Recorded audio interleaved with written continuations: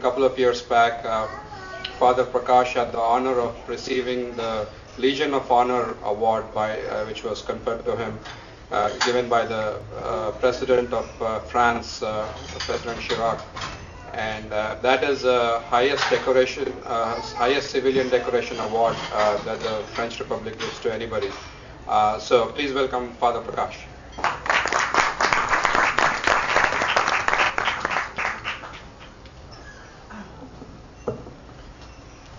Assalamu alaikum.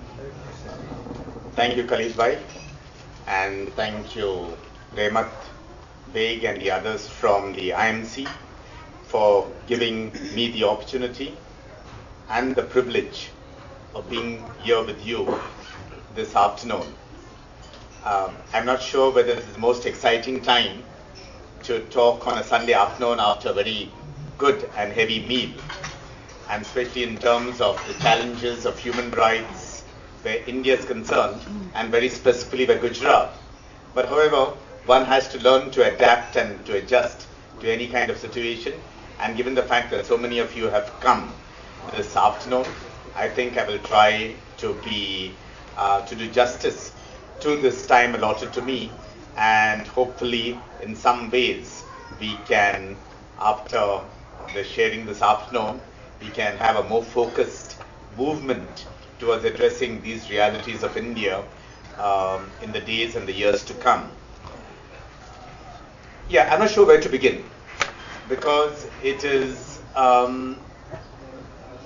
when one looks at the reality where India is concerned, and in particular Gujarat, one has to touch at several different realities. And since so many of you here belong to the high-tech world, here in this IMC presentation, they spoke about many tech-savvy guys being there in the IMC, start getting, get blocked and choked, that when we start deleting and erasing, we forget perhaps many of the things that have been happening to us and continue happening to us in terms of the society we live in.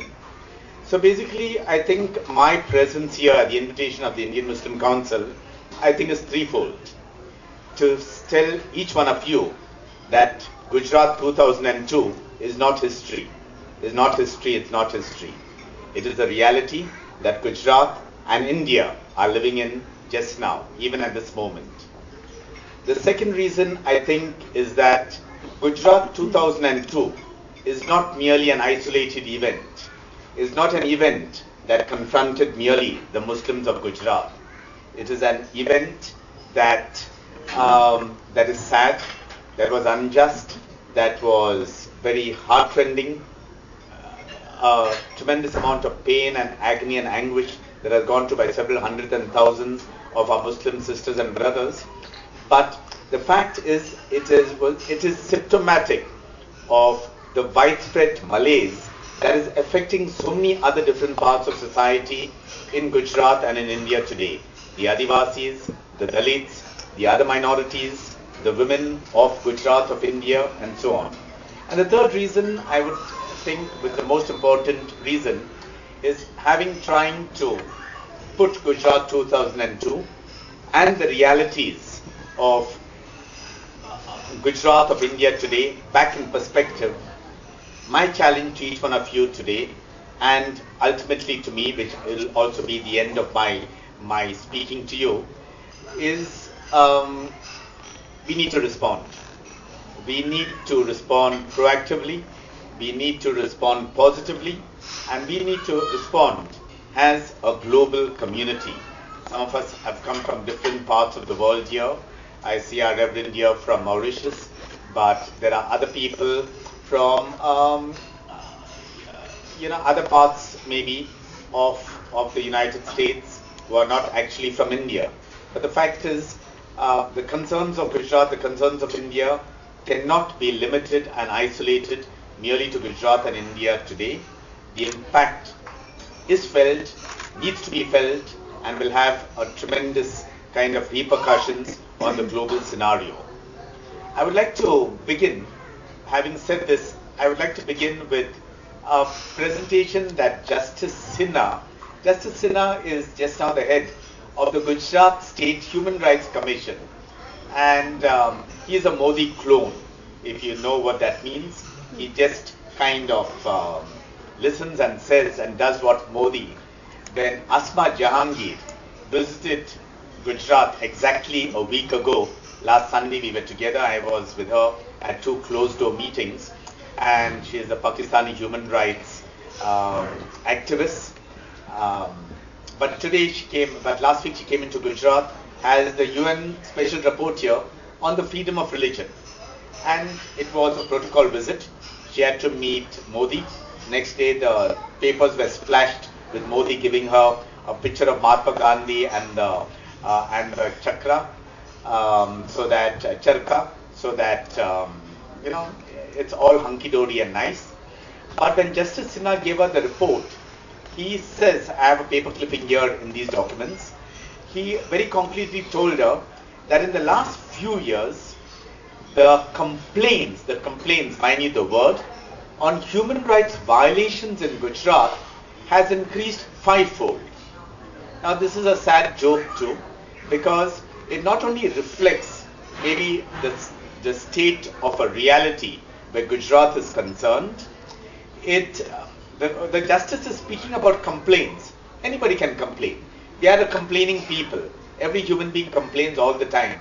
When it's hot, we say it's so hot. When it's cold, we say it's so cold. We are complaining. Just because there is a complaint, it need not be a fact. Secondly, just because there is a complaint, it need not be representative of the wider reality.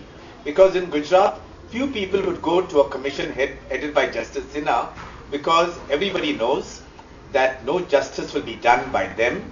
No injustice will be addressed by them. So that he has to say that is a 5-fold complaint in the last few years is like a sad joke. Having said this, let's look at what is happening in terms of a reality.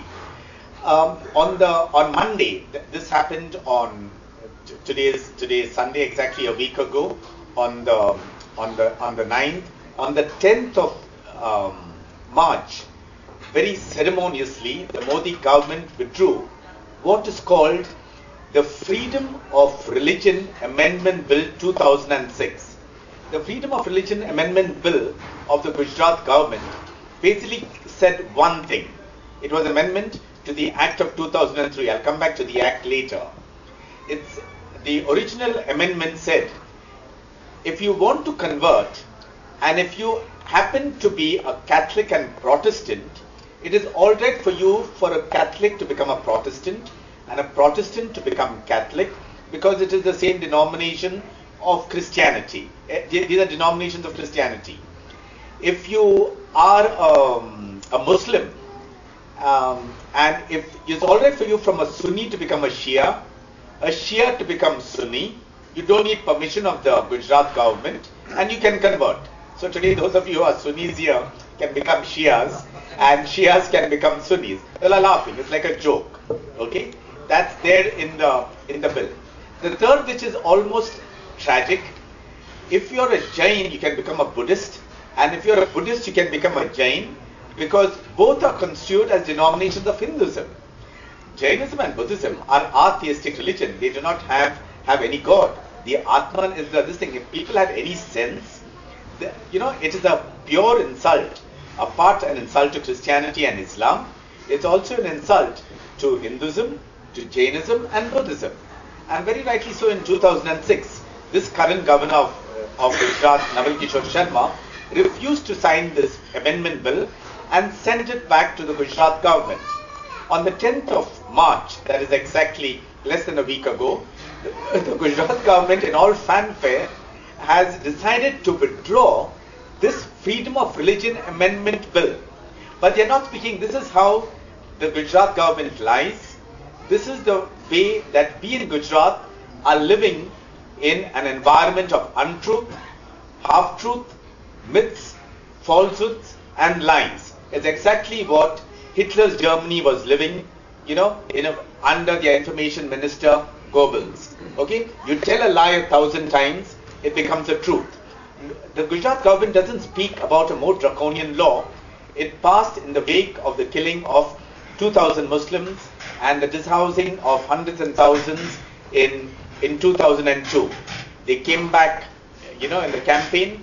They said we'll bring an anti-conversion law because the bogey that they were spreading was that the whole of Gujarat is becoming Muslim, and more dangerously so, the whole of Gujarat is becoming Christian.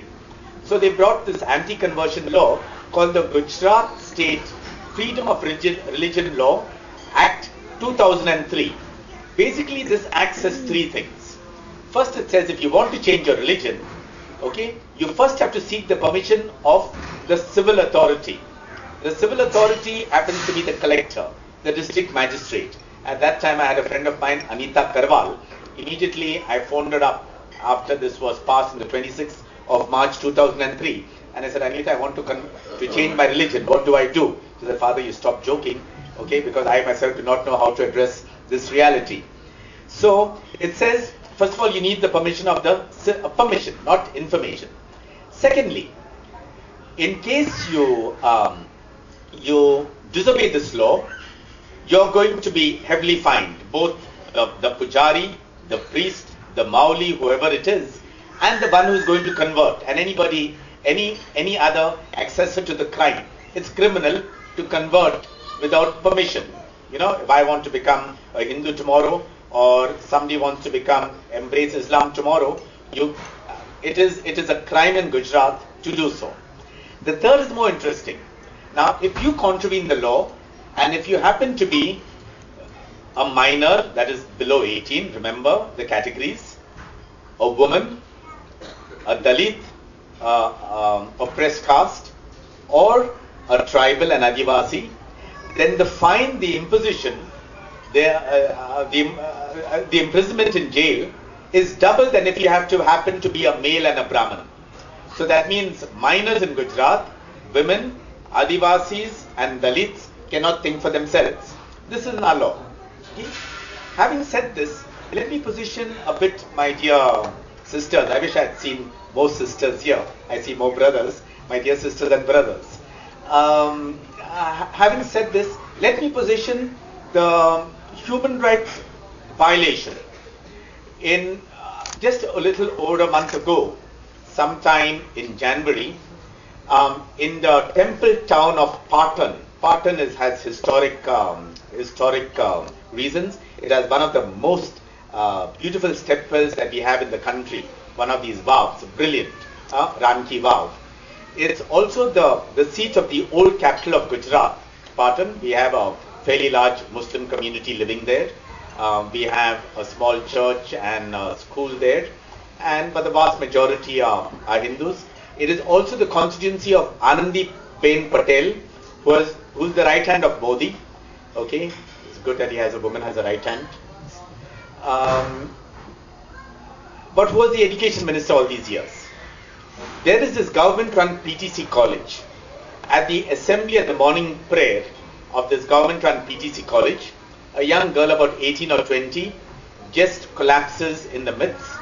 Her friend takes her to the room. Then she cries sobbing because she's tremendously in pain. Apparently she's pregnant, and she confesses to a friend that she has been gang raped over a period of time by several of the professors of her institute. Okay? The friend is alarmed, calls other girlfriends around. It's a ladies' hostel, and they decide to come out in the open. And they came out in the open in no uncertain terms. And today that is only the tip of the iceberg. Anandiben Patel apparently has been patronizing this. The ones who have been raping these girls in the colleges for marks, sex for marks literally, has been her right-hand men who have been canvassing for her, helped her to get re-elected in the last elections. So if you're talking about the status of women, okay, this is a Dalit girl. This has nothing to do with the Muslims being attacked in 2002, okay, raped and brutalized our Muslim sisters there in the state of Gujarat. This is Gujarat 2006, 7, whatever it is. And girls, the Hindu girls are coming out one after the other, okay, saying that we have no alternative but to be gang raped by the professors of the government institutions. It's not happening in Patan. Girls from Jagadia are coming out. Girls from Surat are coming out. Now more and more people are coming out.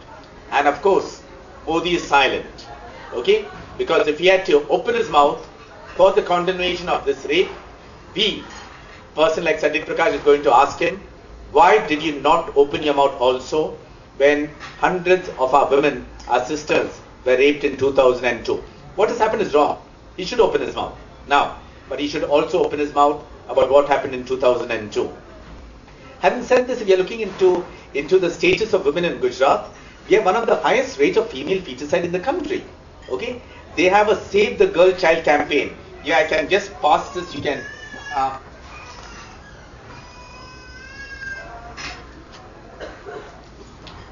These are headlines from the papers in Ahmedabad. Modi's got no time for Patan girls. Okay, they want to meet him. They want to meet the chief minister. He has no time. And this is what the government says. Rape happens every day. Why are you people here? Government officials are telling the girls who are pleading. Okay, why only Patan? Women's hostels are not safe anymore. Okay, this is in Gujarat, a sense of betrayal. You have the dowry menace. I began very purposely with the rights. You just pass this on. This is just little handbooks which we put together. Khalid Azam probably will be able to have a copy of this in case some of you are interested in making copies of it later.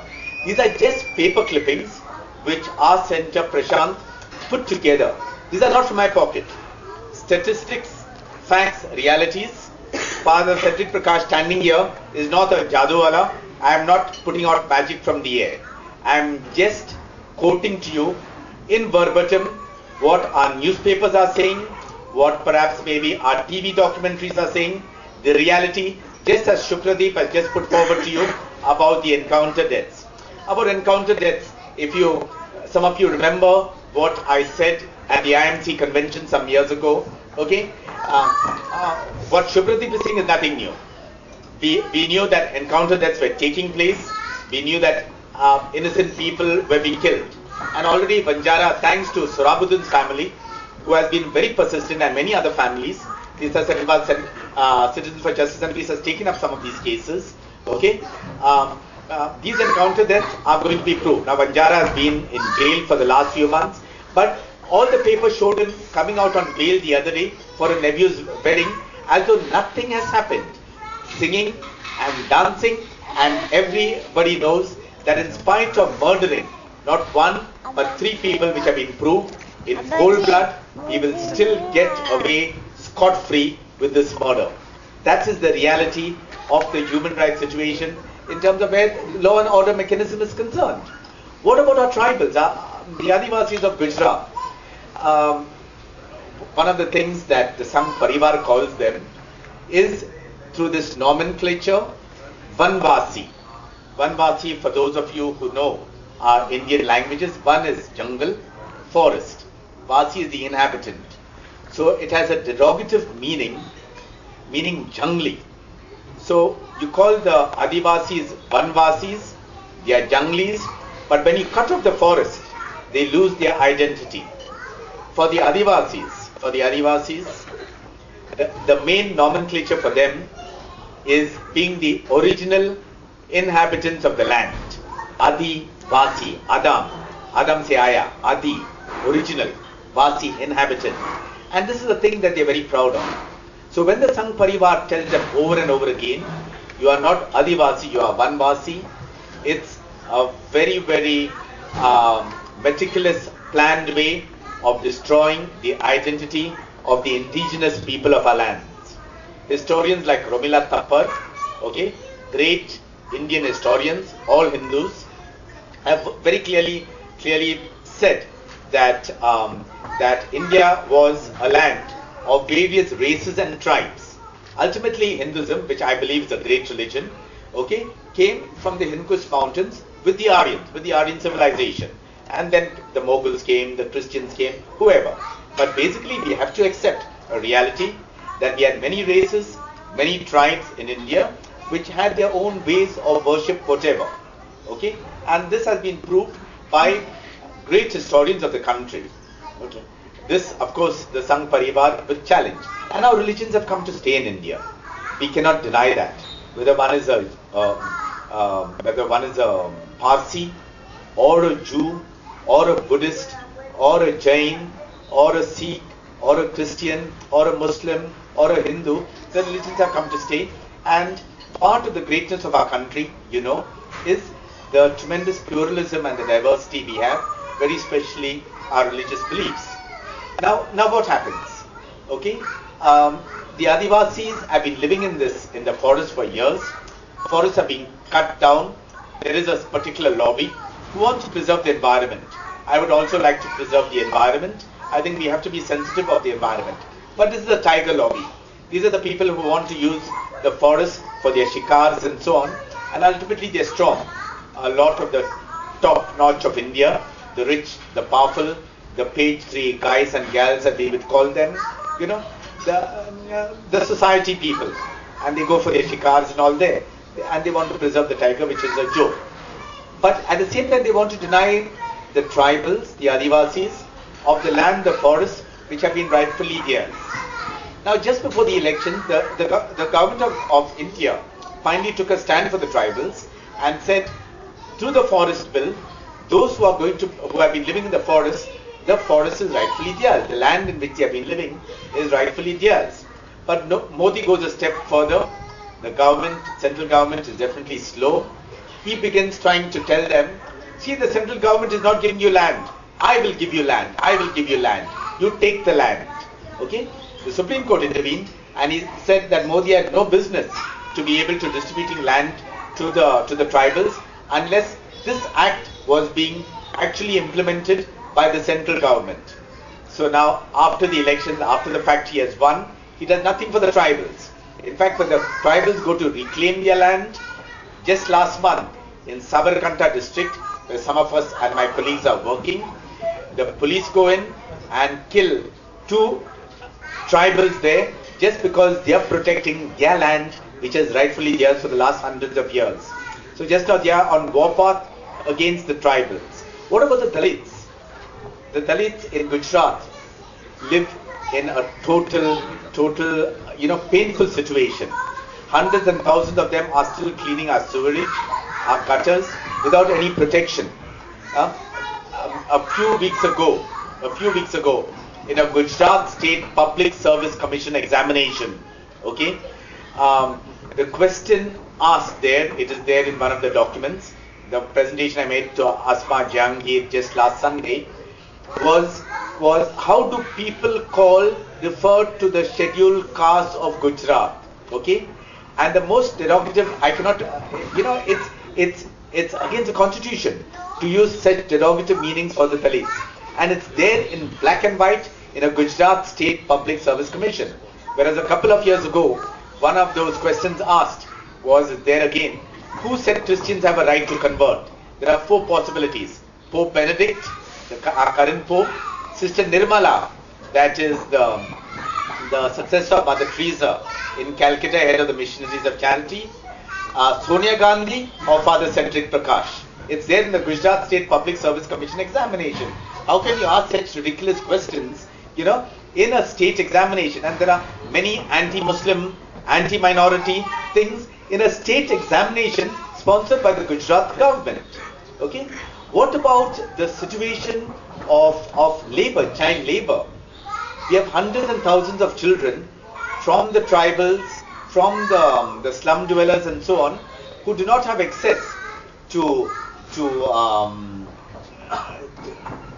education, to healthcare, to clean drinking water. There are clippings which are in our papers every day to show how many hundreds of them are working in our diamond industry, how many of them are working, picking up cotton, child labor. Gujarat, they say, has become the hub of child labor. And here Modi is coming telling the West, Gujarat is vibrant, it's the most vibrant state. We are living in a lie. We are living in a state which is totally fascist. Having given you a broad overview of what is happening to the women, to the tribals, to the Dalits, to the children of Gujarat, let's see what is happening to our Muslim sisters and brothers in the state of Gujarat. 2002 has come and gone, but as I said in the beginning, my dear sisters and brothers, 2002 is still living in the hearts and minds of hundreds and thousands of people in the Gujarat state. On the 28th of February, it was exactly 6 years since my dear friend Eshan Jaffrey was murdered in the most brutal way. Eshan Jaffrey lived in Gulbarga society, a former member of parliament of the Congress party. An old, I sat with him at some committee meetings, a good Bora, okay, good Muslim, who prayed several times a day. But the Hindus found in him a friend. The poor people outside Gulbarga society, for him he was Dada. For them he was Dada. He used to help them whenever they wanted. His friends were Hindus. His friends were the secular society of Gujarat. On the 28th of February 2002, when the mob started coming after that prayer, Aarti they had in different parts of Ahmedabad and so on, he began phoning up all his friends. He knew the then governor of Gujarat and RSS man Bhandari. He knew Modi. He knew Sonia Gandhi. He knew the President of India.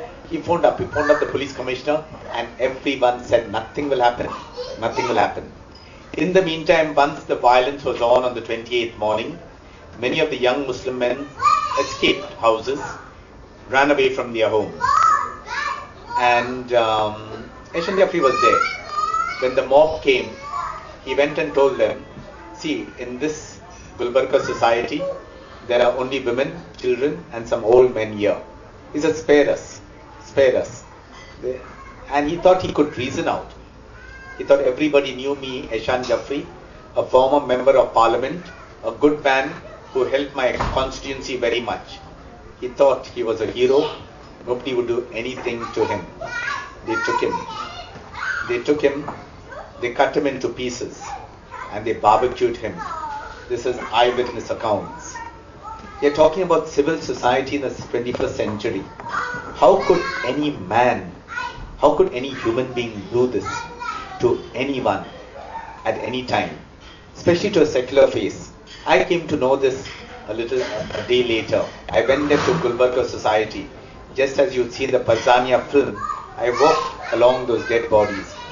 My friend Eshan Jaffrey was not there, but I still relive the horror of that day, of people brutalized, killed. On the 28th of February this year again, I was holding Ammi's hand. I call her Ammi, Eshan Jaffrey's wife, Sakya Ben, and she was just crying, saying, why should this have happened to any of us? Why should it should have happened to any human being? And today we are planning to make that, okay, just as you have the Holocaust Museum in Washington, a kind of a museum of remembrance to make people be aware of the horror and tragedy that visited our sisters and brothers in Gujarat in 2002, hoping and praying that these horrors will not visit anyone, anytime, anywhere. Today, if you're a Muslim in Gujarat, you cannot live in the west upmarket part of the city. You cannot live in the western side.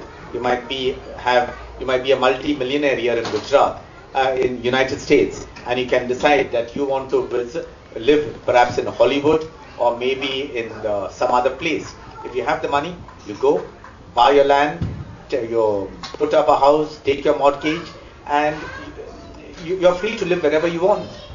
But if you're a Muslim in Gujarat today, you cannot live in the western side of the city. You can live in Jawapura, which is called a mini Pakistan. And why mini Pakistan? When they beat me up in 1992, they were telling me to go to Pakistan.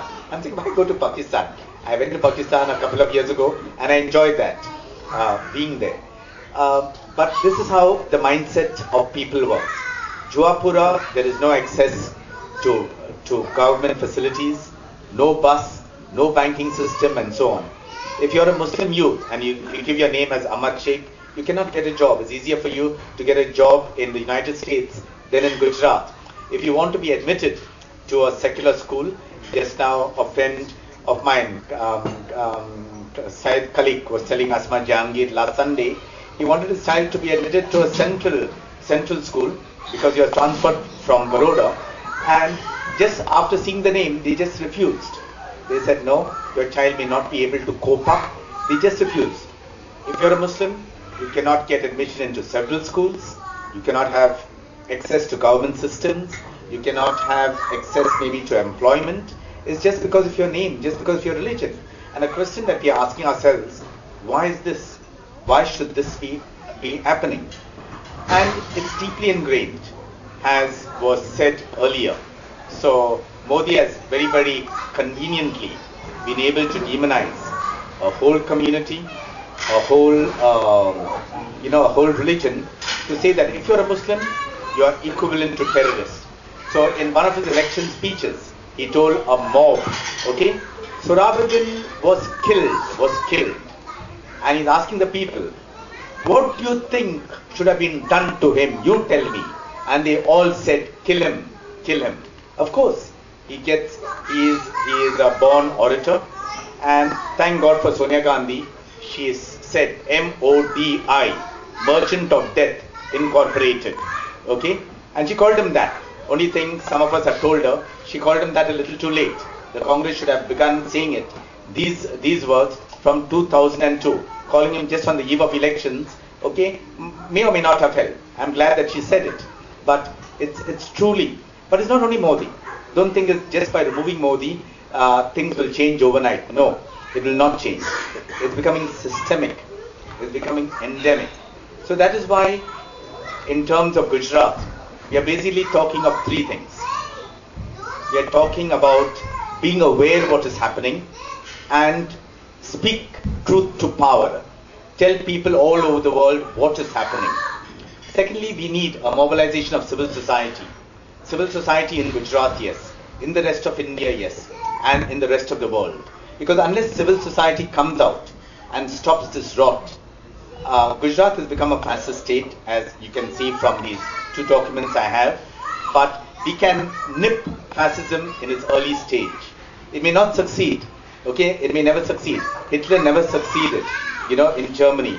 But the pain and anguish caused to hundreds and thousands and millions of Jews and their families is enough for the world to say that such an Holocaust should not take place. Do we have to go the way of history?